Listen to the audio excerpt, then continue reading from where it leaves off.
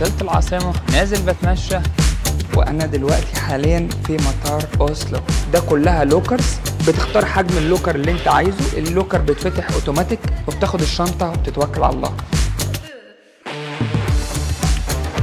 اغلى الحاجات اللي انتوا مش هتشوفوها ولا اي حد ممكن يشوفها على الكوكب ده. دي العربية دي انا شفتها في فيلم باتمان، وبتشحنها توتال تشارج خلال 4 دقايق. انا اول مرة اشوف براند يبيع عربيات وفي نفس المكان يبيع حاجات للبيت وشنط ولبس وحاجات كده.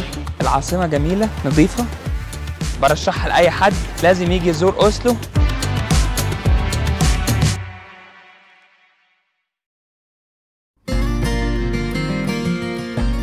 آخر يوم ليا في النرويج كان في مدينة أوسلو، وهي عاصمة النرويج.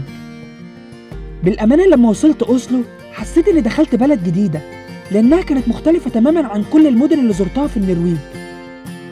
تقدروا تشوفوا كل الفيديوهات اللي اتصورت في المدن دي في قناتي على اليوتيوب، وممكن تظهر دلوقتي قدامكم على الشاشة فوق.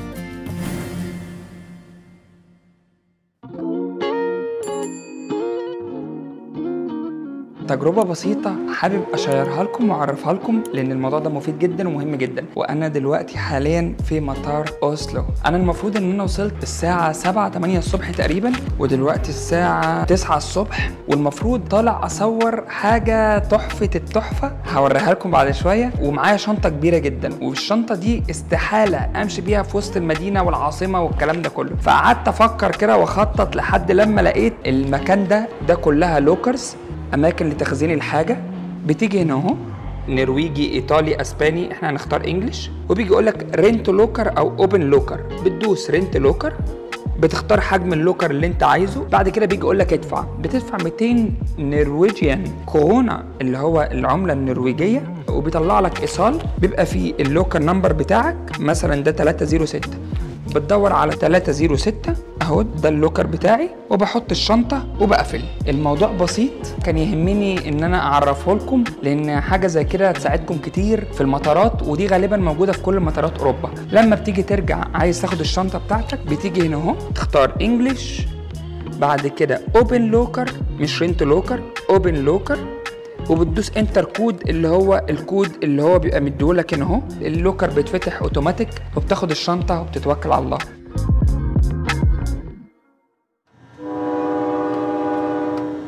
حجزت تذكرة قطر اللي هيوصلني للمكان والاستكشاف الجديد. مكان جامد جدا اسمه نيو هاوس. نيو هاوس ده فيه اغلى واحسن الحاجات اللي في العالم اللي انتوا مش هتشوفوها ولا اي حد ممكن يشوفها على الكوكب ده. عربيات مش موجودة مع اي حد ومش موجودة في العالم كله، ديكورات، موضوع جديد احنا رايحين نبص عليه. يهمني ان انتوا تشاركوني الموضوع ده. ويلا انا مش عايز اطول عليكم عشان القطر هيتحرك بعد شوية. اقابلكم هناك اول لما نوصل. يلا بينا.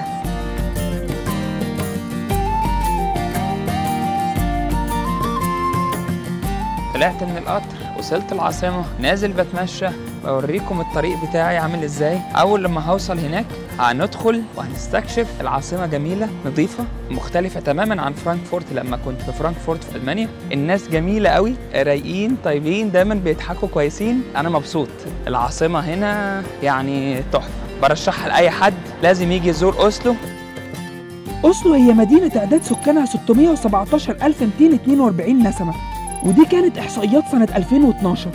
وهي مدينة مختلفة لأنها تعتبر المركز الثقافي والصناعي والاقتصادي الرئيسي للنرويج. وطبعا من الحاجات الملحوظة في مدينة أوسلو إنها مدينة سياحية ومدينة تسوق من الدرجة الأولى. هتلاقوا هناك محلات ومولات تجارية في كل حتة في كل الشوارع هناك. أخيرا وصلنا نيو هاوس. طبعا هي هنا مش مقصود بيها نيو اللي هي يعني جديد، هو النطق بتاعها نيو هاوس NIO، وهو بقى نيو استكشاف، نيو ديسكفري.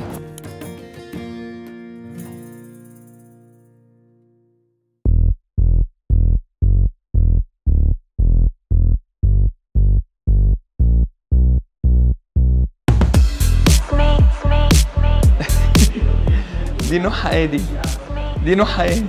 دي العربية دي انا شفتها في فيلم باتمان، ومرة اتكررت التانية كانت لونها اسود في سبايدر مان. نيو EP9. عربيه تانية اسمها ES8.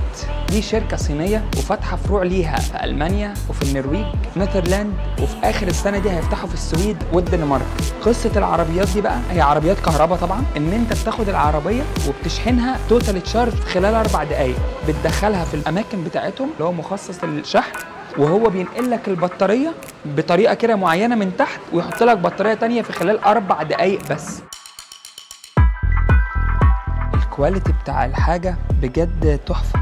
الجلد ده انا معايا رانج روفر وعارف يعني ايه خامات محترمه، ده مش شغل اي كلام.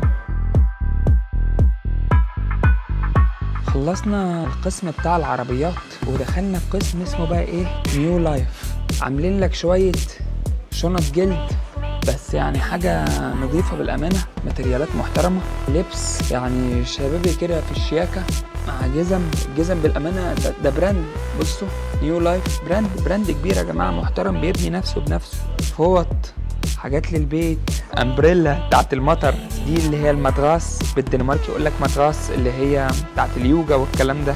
انا اول مره اشوف مكان كده، براند يبيع عربيات وفي نفس المكان يبيع حاجات للبيت وشنط ولبس وحاجات كده، يعني حاجه جديده غريبه، براند عالمي او رايح للعالميه. كافيه جوه المكان، بيبيعوا هنا بريسو، كافي، تي، حاجات سخنه، اكل بسيط زي باتيه وكرواسون وحاجات كده اهو. جزء مخصص للاخشاب وتجهيزات البيوت، يعني دي ماتريالات معينه. ده مثلا بيقول لك ان الديزاين ده كله نعمله لك بالخشب، ده رخام. الرخام ده هم كاتبين اهو بيور ماتيريالز، فيما معناه ان الموضوع ده يعني زي خشب خالص، زي رخام خالص. ديكورات البيت، انتريهات، بس ده بقى مش انتريهات بقى زي اللي هي ايه العاديه بتاعتنا يعني. ده جرانيت، ده هنا كنب، كراسي. هو الموضوع بسيط وشيك وماتريالاته نظيفه، فانت بتشوفها كده عينك بترتاح وبتدخل في مود غريب. هنا عاملين ده تدفئه، بص عمود التدفئه جاي من فوق. طبعا في اوروبا كلهم عندهم الكلام ده، بس بيبقى عندهم كده ايه في مكان صغير في البيت، مش في نص الشقه كده، في نص البيت بتاعهم نازل من فوق. يا جماعه احنا خلصنا المكان ده، حسيت كده ان انا نفسيتي مرتاحه بسبب الحاجات السيمبل البسيطه، ديكور المكان. بصوا فوق معمول ازاي الموضوع.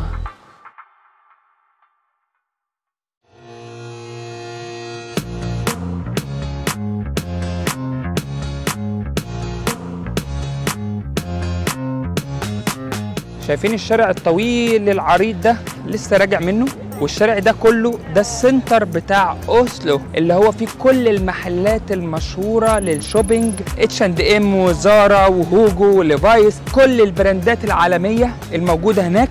زارا الاسعار جميله جدا وكويسه جدا، H&M كان عامل تخفيضات روعه. في مول هناك اسمه ستين اند ستروم حاجه كده، المول ده غالي جدا جدا، لان ده انا حسيت ان هو بيخاطب السياح، يعني مش بيخاطب الطبقه العاديه او الناس العاديين اللي هم مثلا مقيمين في النرويج او حاجه.